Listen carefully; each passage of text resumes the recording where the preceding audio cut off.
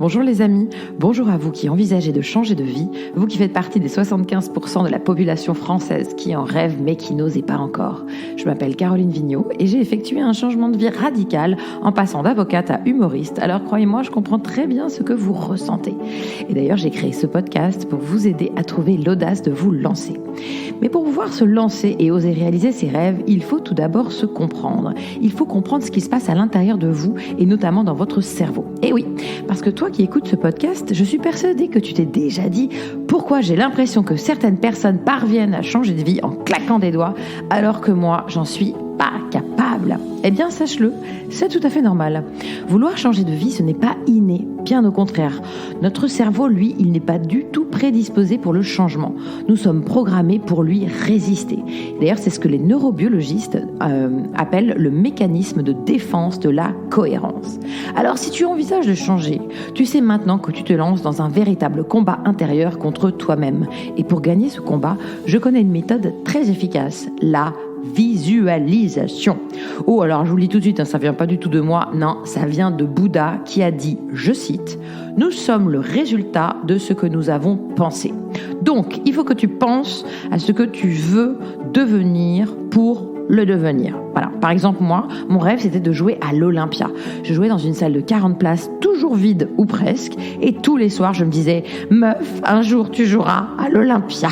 Et presque tous les jours, je passais devant l'Olympia, je m'arrêtais devant cette devanture mythique et je me disais, un jour, ton nom sera écrit en lettres rouges sur cette devanture. Et je l'imaginais.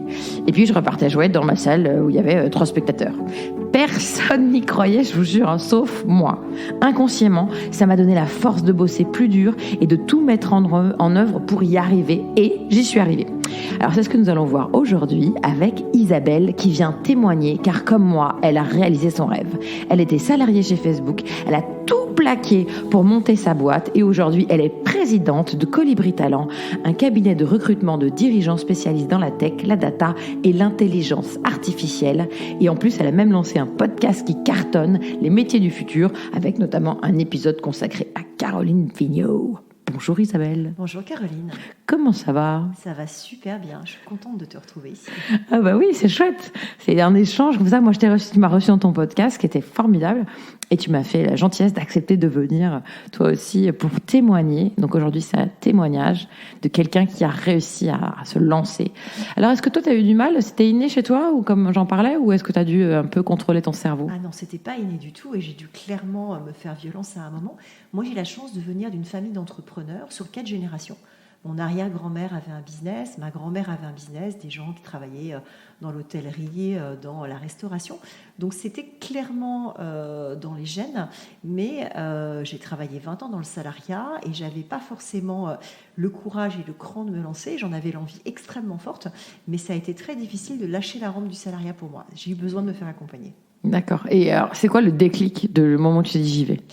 Alors, il y a eu plusieurs déclics. Il y en a eu 2 dans la vie. Il y a eu un premier déclic qui a été au moment de ma première grossesse, en 2005, où j'ai fait un bilan. Ça, c'est un truc très féminin, ça. C'est vrai. Et au moment de ma première grossesse, j'ai fait ce bilan de compétences et la personne qui m'a accompagnée à ce moment-là m'a aidée à mettre le doigt sur l'envie d'être entrepreneur, d'être solo-entrepreneuse, donc de travailler à mon compte et de travailler dans le domaine des RH. Moi, j'ai la conviction que c'est les gens et la technologie qui changent les entreprises, et dans cet ordre-là, d'abord les gens. Et donc, je voulais absolument me lancer là-dedans, sans forcément savoir que ce serait du recrutement ou est-ce que ce serait du coaching. Je n'avais pas encore les idées bien claires. Mais donc, c'est quelqu'un qui t'a amené sur cette piste. Toi, toute seule, tu n'étais pas du tout. Enfin, je savais que j'avais besoin de changer quelque chose, mais j'avais besoin... Mais tu n'avais pas trouvé la piste. J'avais pas trouvé la piste. Donc, j'ai trouvé la piste en 2005. Ah, ça, c'est génial d'avoir un lettre comme ça. Exactement. Mais suite à ce bilan de compétences, à un moment, la personne qui me suivait me dit, mais est-ce que c'est vraiment le bon moment pour se lancer ? Et j'étais très enceinte. J'avais envie d'un 2e bébé. J'étais très jeune aussi, j'avais 28 ans. Et là, je me suis dit, ouais, peut-être pas, en fait. Peut-être qu'il vaut mieux être salarié pour avoir des sécurité. enfants. La sécurité. Et j'ai attendu 15 ans. Alors, j'ai passé 15 années merveilleuses supplémentaires dans le monde de la communication et des médias, dans plein de boîtes différentes, chez Avast notamment, avant de rejoindre Facebook.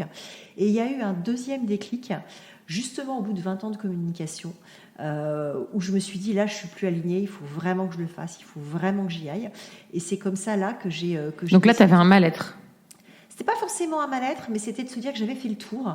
Moi, mon moteur, ça a toujours été la variété et je ne retrouvais pas la variété dans mon job au bout d'un moment chez Facebook. J'avais pas forcément envie du rôle d'après qui aurait été sur un périmètre très international, ce qui est formidable pour des gens qui aiment ça. Moi, j'aime beaucoup voyager, j'aime beaucoup l'international, mais à titre perso, à titre pro, pas forcément. Et donc, du coup, mais c'est ça qui est génial. D'ailleurs, la boîte de quelqu'un correspond à quelqu'un d'autre et on est tous différents, et heureusement. Exactement. Et du coup, je me suis dit, là, peut-être que c'est le bon moment. Et donc, je me suis posée pas très longtemps et j'ai ressorti, crois-le ou pas, la feuille Word que j'avais. Du bilan de compétences. De 2005 que j'avais rangé. Donc, 15 ans d'avant. 15 ans d'avant. Déjà, moi, j'aimerais souligner le fait que 15 ans après, tu l'as retrouvé. Alors, je l'ai retrouvé digitalement. Je l'ai retrouvé dans un répertoire. Ah, mais même, moi, bravo. 15 ans après, j'ai rouvert ce document Word et en 1 heure, j'ai tombé la feuille de route de Colibri Talent. J'ai trouvé le nom, j'ai trouvé le claim. En 1 heure. En 1 heure.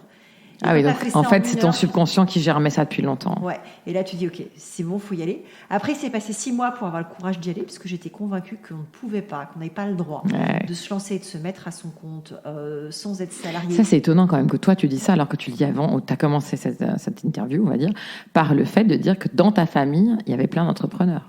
Et ben, j'étais convaincue quand même que c'était pas possible pour une femme de se lancer quand on avait 2 gamins et 2 crédits immobiliers. Donc pour une femme, il y a quand même ce truc. Il y avait ce côté pour une femme, il y avait le côté 2 enfants de crédit immobilier. Alors qu'effectivement, j'avais tous les modèles dans ma famille, à tel point que quand j'ai annoncé que je me lançais à ma famille, c'était 6 mois plus tard, au moment des obsèques de la fameuse grand-mère qui était chef d'entreprise. Et donc j'ai dit, je vais me lancer. Ça n'a pas un lien avec... Ça n'a pas un lien avec ces obsèques, ça a un lien par contre avec le fait que j'ai le courage de l'annoncer. Et donc je dis, voilà, je vais créer ma boîte. Et là, ils m'ont dit, c'est bien, tu vas avoir des enquêtes de moi avec l'URSSAF. T'étais quand même salarié. Et j'exagère à peine, et c'est vrai que j'avais pas du tout ce regard-là. Ils étaient tous et toutes chefs d'entreprise, et c'est là que je me suis dit, ouais, en fait, ça fait un moment qu'il faudrait que j'y aille, et je vais y aller. Et ça s'est vraiment passé comme ça. D'accord. Et donc, alors, la première chose que tu fais, c'est quoi? Au moment où tu dis, ok, j'y vais, mais tu fais quoi? Alors, la première chose que j'ai faite, en fait, je me suis dit, je vais me poser 2 mois, je vais créer le site de la boîte. Je vais me lancer en septembre. C'était pas du tout mon métier, le recrutement. Alors, je dis pas que j'avais jamais fait de recrutement, parce que quand tu diriges une agence, c'est une industrie de talent, donc tu passes 30 à 40% de ton temps à recruter. Mais j'avais pas de clients. C'est un métier complètement différent du mien. Et donc, je me pose 2 mois et puis je vais créer le site web de la boîte. Mais tu avais une conviction. J'avais une conviction. Ça a duré 11 jours. Le 12e jour, j'ai pris un coup de fil d'une association, en l'occurrence, où j'étais au conseil d'administration et qui me dit, écoute, voilà, le délégué général s'en va, on sait que tu vas te lancer dans le recrutement, on aimerait bien que tu prennes en charge cette mission-là. Je dis, écoutez, je suis un peu ennuyée. Les statuts de la boîte ne sont pas déposés. J'avais prévu septembre. Voilà, j'avais prévu septembre. En gros, je ne suis pas à Paris, je n'ai pas de locaux. Non, mais ce n'est pas grave. Écoute, fais un contrat société en cours de création, immatricule à la rentrée, ce n'est pas notre sujet. Mais démarre. Et puis, on s'arrangera après, quoi. Et donc, j'ai fait un contrat société en cours de création. J'ai appelé l'expert comptable en extrême urgence qui m'a dit posez le capital à la banque et puis on se revoit fin août et on finalise les statuts fin août. J'ai appelé ma belle-mère complètement à l'arrache en mode est-ce que vous pourriez pas venir en Normandie quelques jours? Et donc, je faisais des allers-retours. J'ai commencé à recruter. Alors, la belle-mère, on est d'accord, c'était pour garder les enfants. C'était complètement pour garder les enfants. C'est ça. C'est exactement ça. Oui, pardon, je suis pas très claire, mais ils avaient genre 8 et 12 ans à l'époque. Donc, elle est venue garder les enfants en Normandie. Je commençais à recruter du coup à distance pour les premières approches candidats, ce qui se faisait pas du tout, c'était avant le Covid.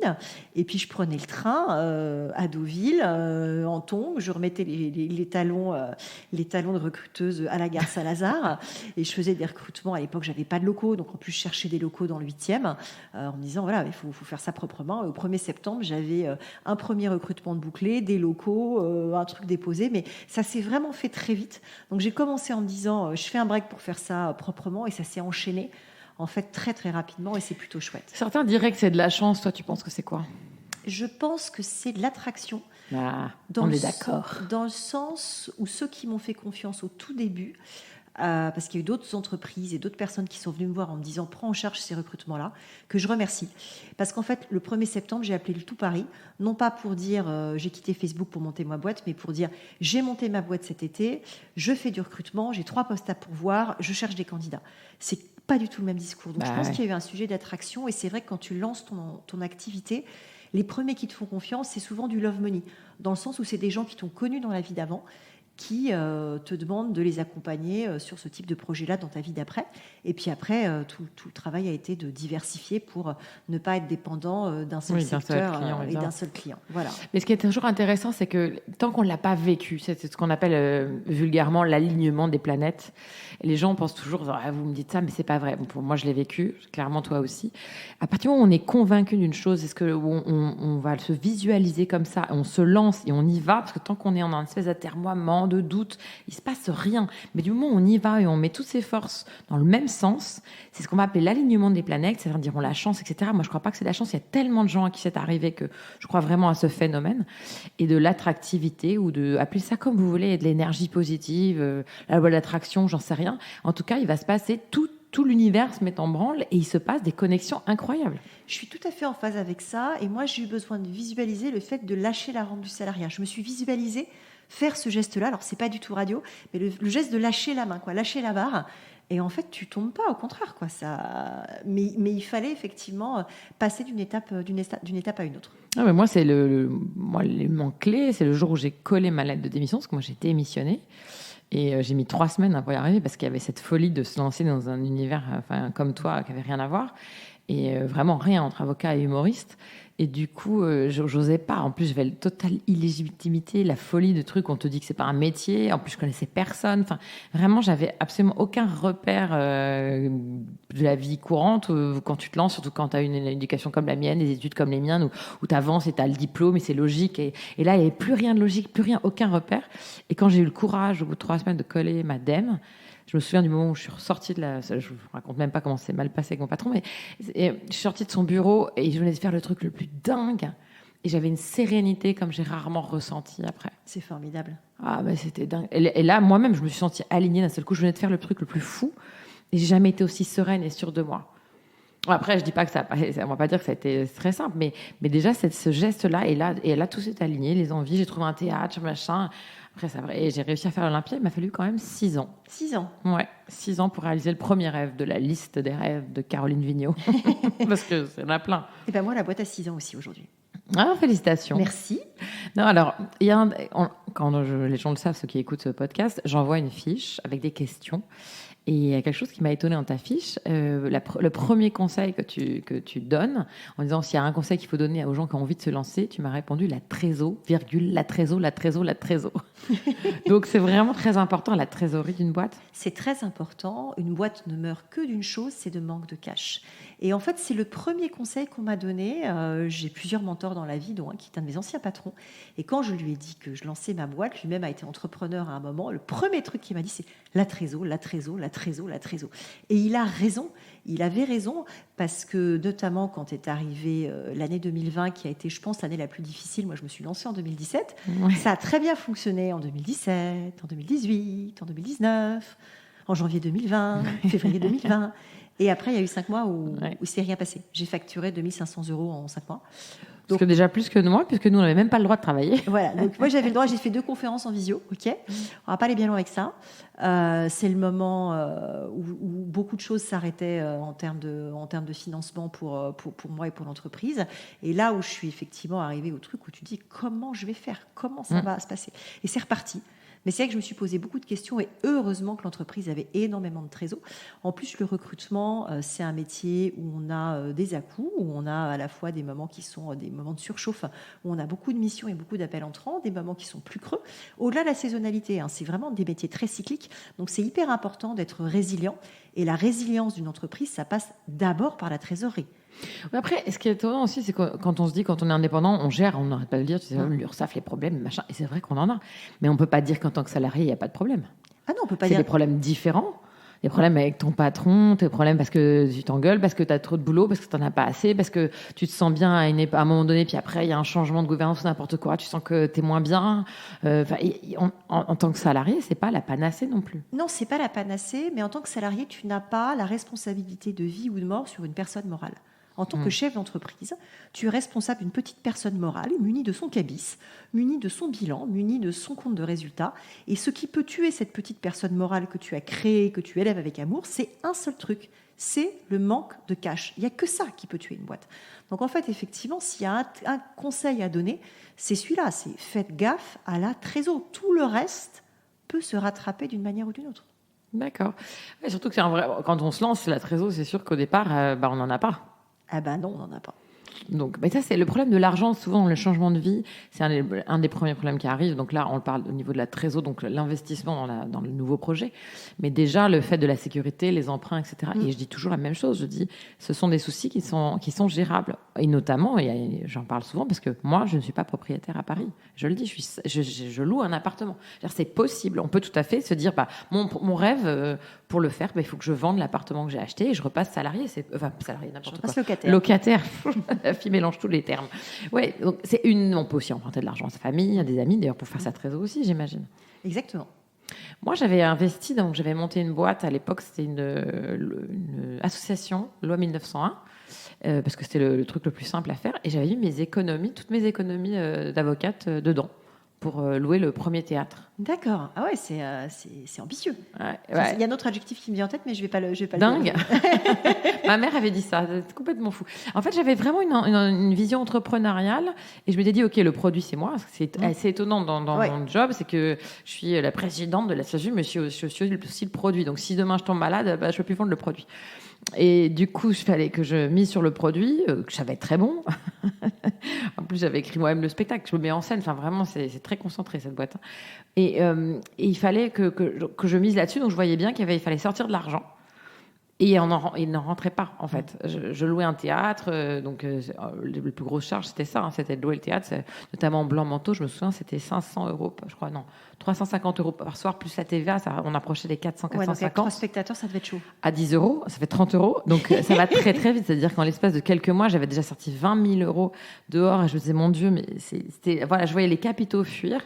Et j'ai fait de la respiration pour me dire ça va bien se passer. On continue à investir, on n'a pas peur, on va y aller. Et puis arrivent les premières fois où tu vends ton spectacle, où tu rends de l'argent.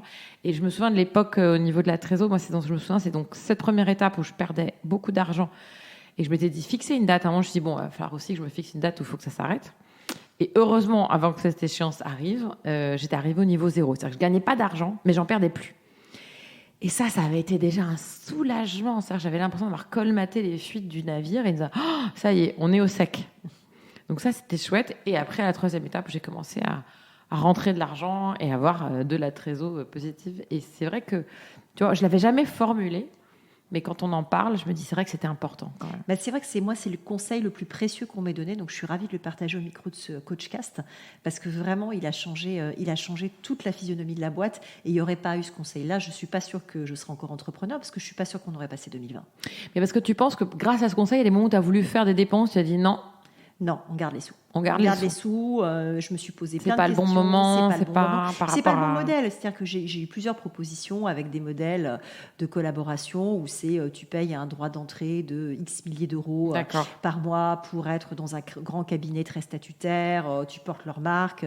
Ils te passent les locaux. Ils te fournissent l'assistant, le chargé de recrutement, les cartes de visite. Et tu leur rends 30% de ton chiffre d'affaires ou plus. D'ailleurs, peu importe. Un certain pourcentage de ton chiffre d'affaires.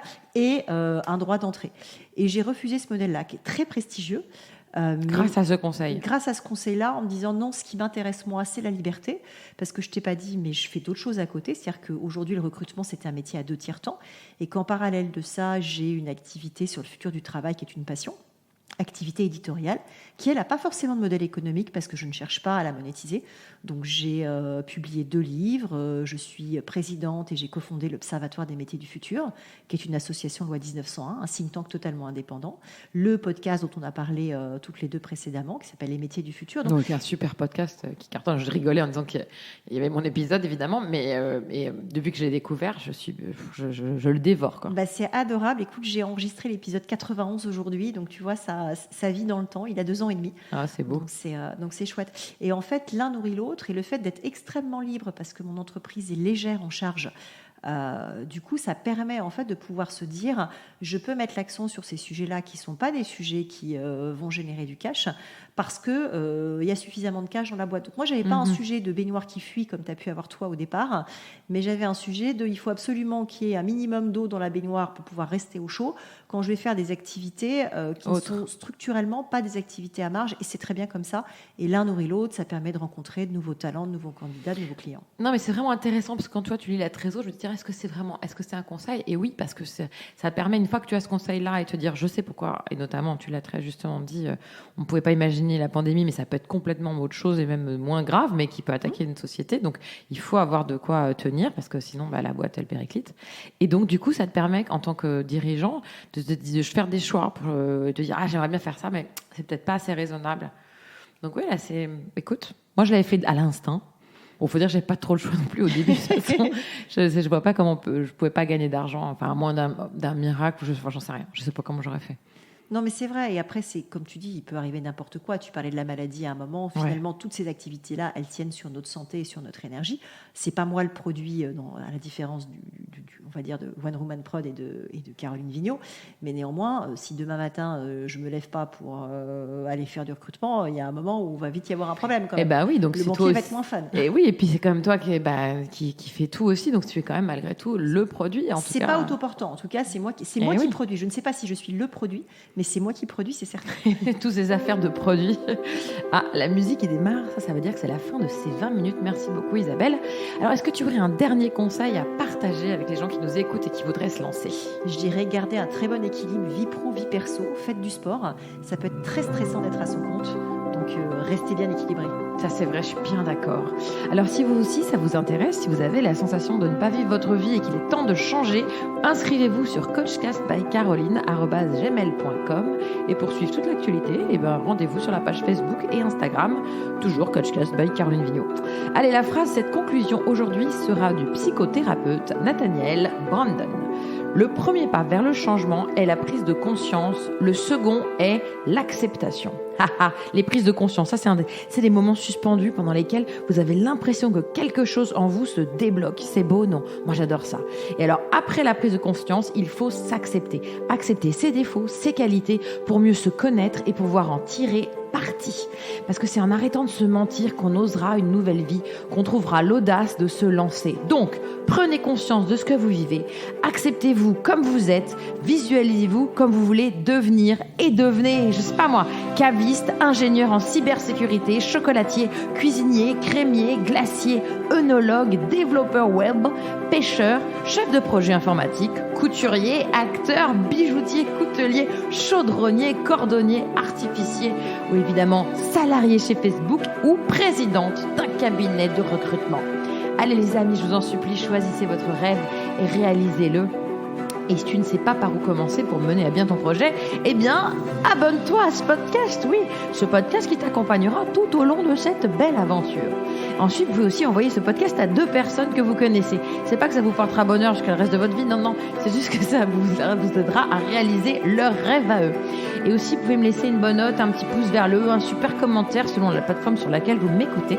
Bref, tout ce qui pourra aider ce podcast à perdurer et à se développer, car mon objectif, c'est 50 000 écoutes par mois pendant 200 000 ans. Et oui, donc vous avez compris, pour y arriver, j'ai besoin de vous. Je vous embrasse.